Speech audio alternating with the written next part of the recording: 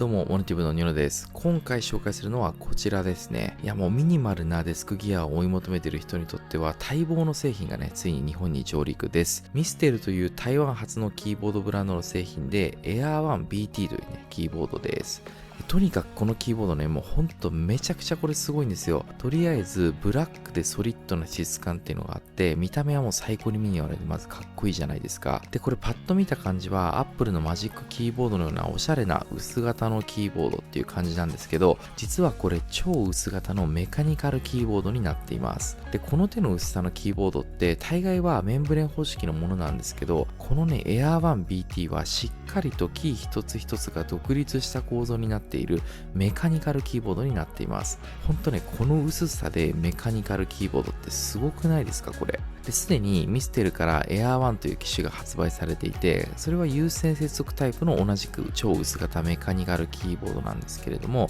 今回はそれがさらに進化して、このキーボード本体にね、バッテリーが搭載されていて、Bluetooth の無線接続に対応して進化したという特徴があります。この動画では、このめちゃくちゃかっこよくって超薄型のメカニカルキーボード、ミステル Air One BT について、メーカーさんから先行でサンプルを送ってもらったので、外観周りや主な特徴、スペック、実際に使ってみて分かったこと、打鍵感、打鍵音などを詳しくレビューしていきたいと思います。このチャンネルではガジェット製品、周辺アクセサリーや家電のレビュー、iPhone、Mac など Apple 製品の物事を扱っているガジェット系の YouTube チャンネルです。興味ある方はぜひこのタイミングでチャンネル登録よろしくお願いします。それでは Air One BT のレビューいってみましょう。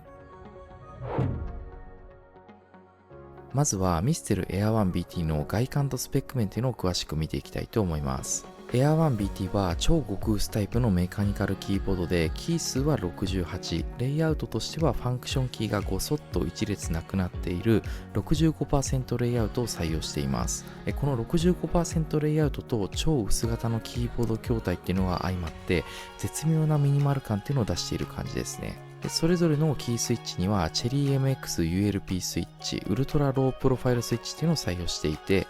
タクタイルとクリッキーの2種類から選択可能です。チェリー MX ULP スイッチを採用しているキーボードってそこまで製品展開っていうのがないので、この Air One BT の存在っていうのは本当貴重かと思います。パッと見た感じ的にはノートパソコンのキーボード部分っていうのがそのままこう切り取られたような感じの仕上がりになっています。ただこれメンブレンではなくてしっかりとメカニカルキーボードです。ちなみにこのキーキャップ自体は ABS 樹脂製のキャップなんですが、取り外しっていうのはできないです。キャップのカスタマイズができないという点は一応頭の片隅に覚えておいてください。で、僕が今回レビューしているのはこちらはタクタイルの製品となります。これは個人的な好みになりますけど、打鍵感がライトかつソフトな方が好みで、適度なこういった押し心地っていうのを味わえるタクタイルの方が僕は結構好きですね。この Air One BT の特徴でもある軽量かつ機動性の高い持ち運び要素っていうのを持っていて、外出先でも使用するかもしれないっていう将来性を考えると、タクタイルの方が自分の好みやスタイルに近かったっていうのが選択理由ですかね。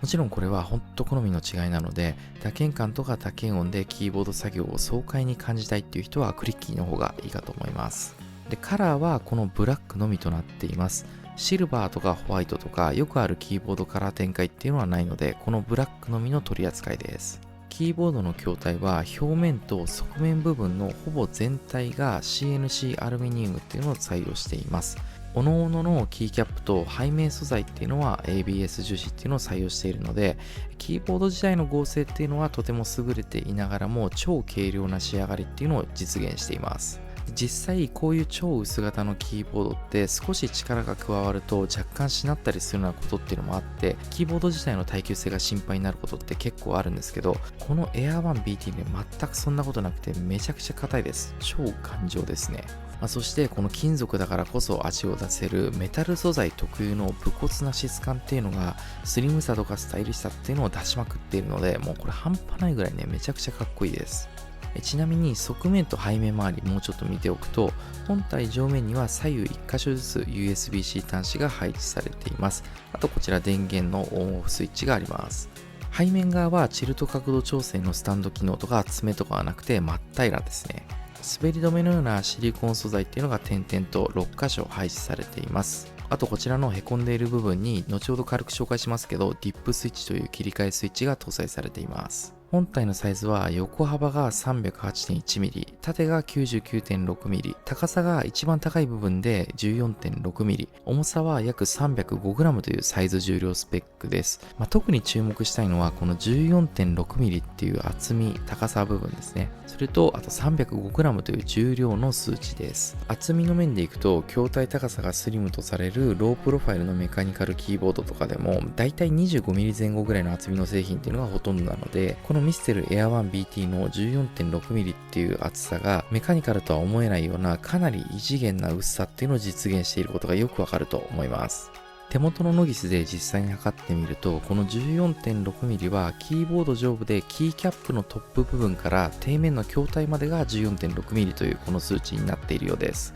で、厳密に言うと背面側にはこの滑り止め用のシリコン素材っていうのが配置されているので、この滑り止め素材まで含めると 15.8mm ぐらいですかね。あとキーボードの下側はスペック上にはないですけど、これ実測してみるとさらに薄くって、筐体からキーキャップまでの部分で約 9.6mm ぐらいでもう 10mm 切ってるんですよね。ほんとこれね、メカニカルキーボードとは思えないぐらいのめちゃくちゃ薄い仕上がりになっています。あと重さですね。スペック上は約 305g でメカニカルキーボードとは思えないような軽量感です。これ実際に計測をしてみても約 308g なので、大体スペックぐらいの重さに収まっているかなという感じです。この Air 1 BT はキーボードのケース素材がほぼアルミニウムの筐体なので、本体の耐久力っていうのはしっかりと高めつつも、この軽量感を実現しているものだと思います。この軽さであれば自宅用として使うのはもちろん、外出先に持ち運んでメカニカルキーボードを使うっていう使用スタイルも十分射程圏内に入っているスペックですね。ほんとね、めちゃくちゃ軽量です。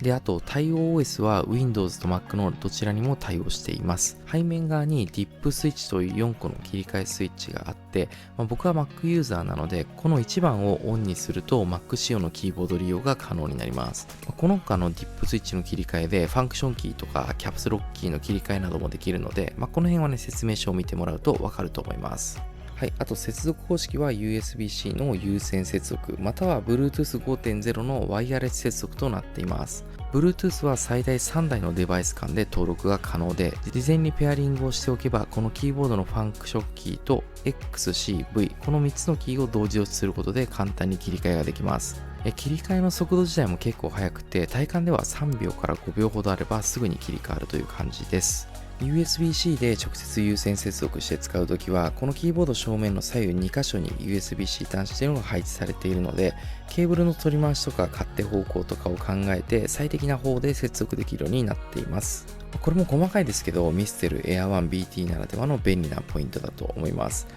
ちなみにどちらかの USB-C 使っていると、もう一方の USB-C 端子は使えなくなるので、あくまでどちらか一つの端子が有効になるという感じです。あとこのミステル Air 1 BT は海外ブランドのキーボードですけど、こちらはしっかりと技的認証マークっていうのも取得している製品なので、安心して Bluetooth のワイヤレス接続が使える製品となっています。また Air 1 BT は RGB 対応のバックライト機能も搭載しています。僕はあまり派手なカラーとかゲーミングギアのようなアグレッシブ系の発光っていうのは好みではないので、基本的にはバックライトをオフにしていたり、使っていても白発光のみの暗めでオンという感じの使い方していますけど、デスクギアの演出としていろいろ光らせたいっていう人にはいいかもしれないです。発光パターンとかもかなり豊富にあるので、この辺は説明書を見ながらいろいろと設定してみるのも面白いかと思います。バッテリー性能ですけど、キーボード内部に 1200mAh のバッテリーを搭載していて、最大80時間ぐらいの動作が可能というスペックです。一応フル充電で3日半ぐらいバッテリーが持つっていう感じの充電サイクルになると思います。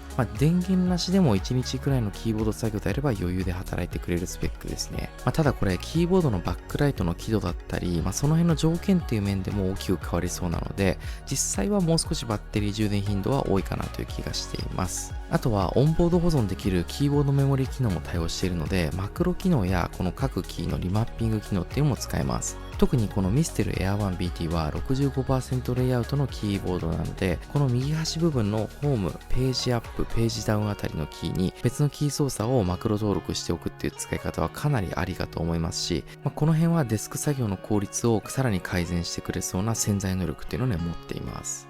はい、ここまでミステル Air1BT の外観周りチェックと同時に細かいスペック面っていうのを見てきたんですけど、改めてスペックについてもう一度一通りまとめておきます。ミステル Air1BT は超薄型のメカニカルキーボードです。キースイッチにはチェリー MX ULP スイッチ、ウルトラロープロファイルスイッチを採用していて、タクタイルとクリッキーの選択が可能です。キーボード配列は US 配列のみです。JIS 配列はありません。キー数レイアウトは68キー、65% レイアウトです。キーボード素材は CNC アルミニウムと ABS 素材。キーキャップは ABS 素材となっています。接続方式は有線の USB 接続、あるいは Bluetooth による無線ワイヤレス接続。対応 OS は Windows と Mac に対応。本体サイズは幅が 308.1mm、縦が 99.6mm、高さが 14.6mm。本体重量は約 305g です。あと本体カラーはブラックの一色のみの展開となっています。ポーリングレートは 1000Hz。Bluetooth の接続時は 125Hz となっています。バックライト機能は対応です。RGB 発光に対応しています。マクロ機能も対応。稼働する電源は USB のバスパワー、あるいは本体内蔵のバッテリー稼働です。バッテリー稼働時間最大80時間です。あと付属品ですね。先ほど紹介していなかったんですけど、キーボード本体の他に持ち運び用のキーボードバッグが1つと、USB ケーブルが Type A から C への変換ケーブルが1本、USB-C to C のケーブルが1本、これらが全て同梱されています。本体価格は 36,800 円税込みです。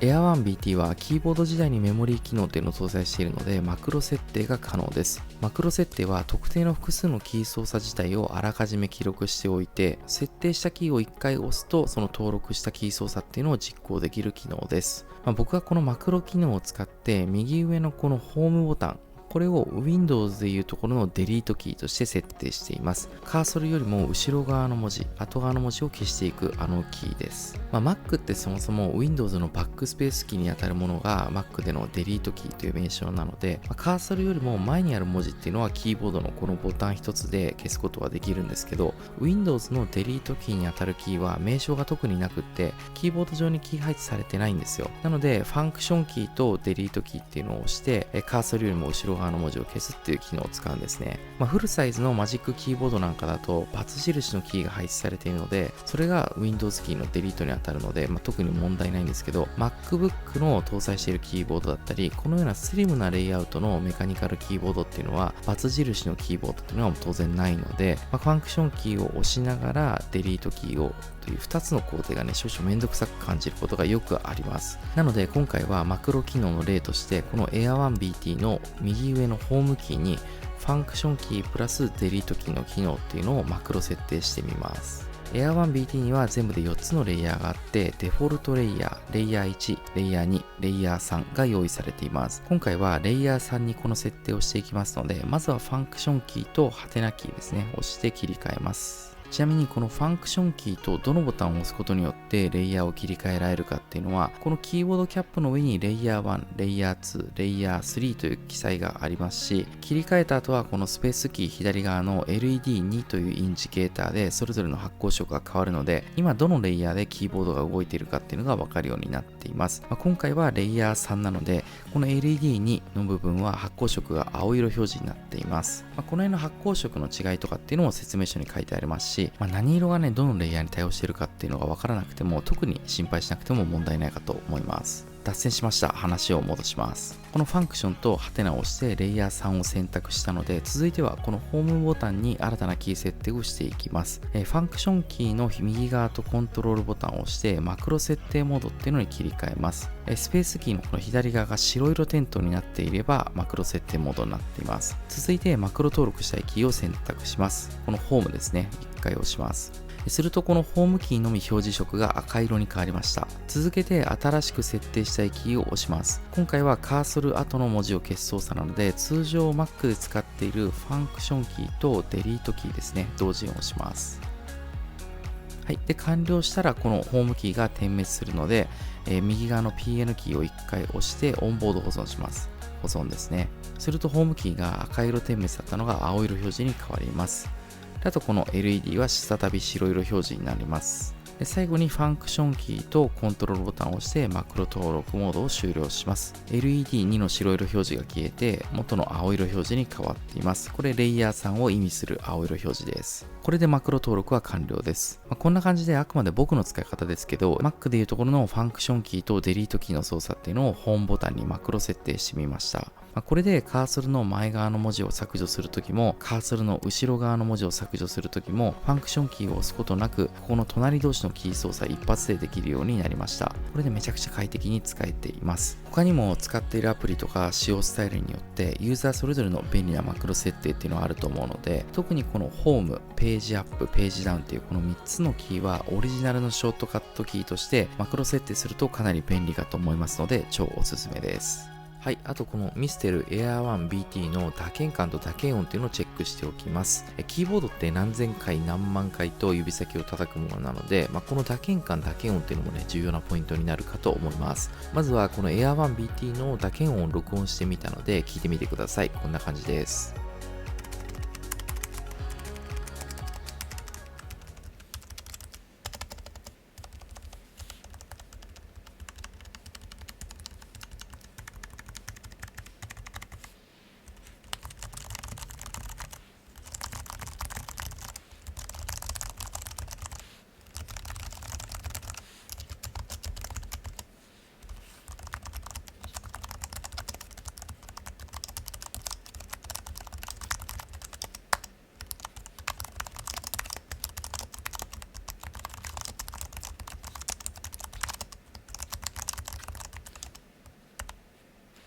で、今回の Air 1 BT はタクタイルを選択しているんですけど、実際に打鍵してみると結構ね、静かな印象っていうのがめちゃくちゃ強いですね。パタパタ系の打鍵音でしっかりと指先を押し込むような感覚を感じながらも、返ってくる音っていうのがね、これめちゃくちゃ静かです。で、そもそもキースイッチの特徴に由来するものがあって、タクタイル自体がクリッキーに比べて静音性が増している仕様でもありますし、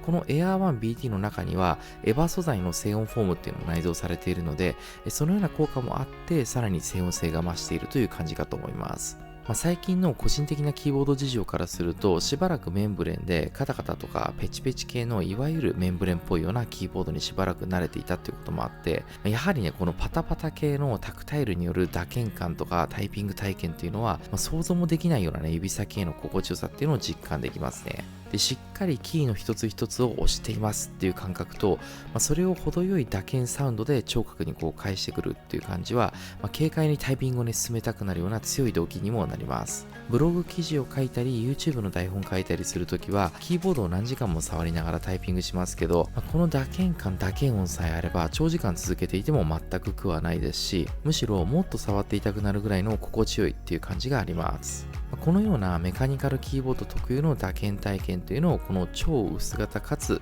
軽量なキーボードで実現しているっていうのは、この Air 1 BT が持つ大きな優位性だと思います。めちゃくちゃいい感じです。ミステル Air 1 BT の打鍵感っていうのはもうほんと申し分ないので、ここからは打鍵感以外で良かったことや気になることについて簡単に紹介したいと思います。まず良かったことなんですけど、やっぱりメカニカルキーボードなのにこの超薄型かつ軽量なボディっていうのは他のメカニカルキーボードにはない大きなアドバンテージになると思います。これね、本当にメカニカルなのってぐらい超ミニマルでめちゃくちゃスリムなんですよね。しかも見た目が超スタイリッシュで半端ないぐらいかっこいいデザインなんですよね。で、この大きさっていうのは30センチちょっとぐらいの本体で、重さも約 305g、ペットボトル1本の飲み物よりもはるかに軽いってね、すごいことですよね。で、このメカニカルキーボードのサイズ感と見た目なら、自宅での使用っていうのはもちろん、付属のこの収納ポーチに入れて外出先にも持ち出して使うっていうスタイルが全然成り立つと思います。快適な打鍵環境っていうのをどこにでも持ち出して使えるっていうのは本当に最高です。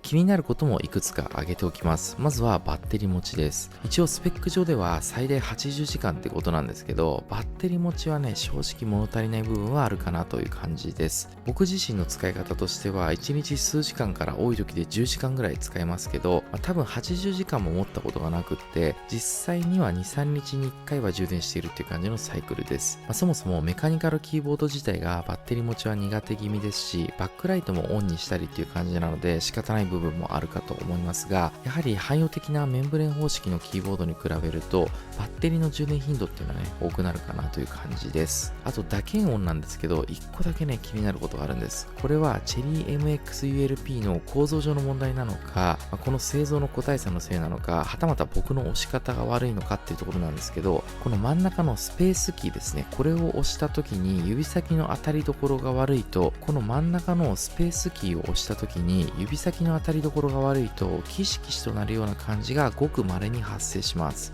スペースキーの縁部分とか端部分っていうんですかね、中心部分ではないところを打鍵した時にこのキシキシというような音が鳴ることがあります。他のキーのタクタイルの打鍵音っていうのは最高すぎるので、この時々稀になることがあるスペースキーの違和感な音っていうのは許容範囲ではあるものの、少し気になるように感じる部分もあります。それからあとは本体価格のコストですかね。さすがにメカニカルキーボードという感じで価格も相当強気です。日本上陸時の販売価格は円安っていう状況もありますけど、一応税込みで36,800円という風になっているので、メカニカルキーボードの中でも割と標準から高級な価格帯に属する製品かと思います。で、本体は超薄型でスリムなんですけど、価格は割と普通にメカニカルキーボードっていう感じなので、高級な体験を手に入れるにはそれなりにペイも必要になるかなという感じです。ただこの超薄型軽量のメカニカルキーボード体験っていうのは他では味わえない最高のタイピング環境っていうのを提供してくれるので、そのパフォーマンス自体で十分にコストっていうのはペイできると個人的には思っています。はい、以上台湾発のミステルからついに日本上陸となる超薄型のメカニカルキーボード Air1BT の紹介でした。すでに発売している同社の Air1 という Bluetooth 非対応の有線モデルでは、メカニカルキーボードながら超薄型かつ軽量に仕上がった本体デザインと、このね見た目自体のかっこよさっていうのも相まってガジェット界隈ではねめちゃくちゃ人気が出ている製品だったので、今回上陸するこの Air1BT の、見た目とかサイズ感そのままに Bluetooth のワイヤレス対応によって接続するケーブルが露出することなく、さらにスッキリとしたデスク環境構築ができるギアとして生まれ変わったっていう点は、相当な魅力を持っていると感じています。価格面ではいかにもメカニカルキーボードらしい導入コストっていうのが割としっかりかかっちゃいますけど、このね超薄型でミニマルなサイズ感、軽量で気軽に持ち運べる機動性、タクタイルやクリッキーというメカニカル特有の打鍵感やタイピング体験の心地よさ、ワイヤレスで使えるスリムな設置環境、そしてキーボード全体から溢れ出ているこのね見た目のかっこいいギア感っていうのは、価格を超えるね十分なパフォーマンスっていうのを日々発揮してくれると思います。このミステルのメカニカルキーボード Air1BT の詳細については概要欄に載せていますので、ぜひチェックしてみてください。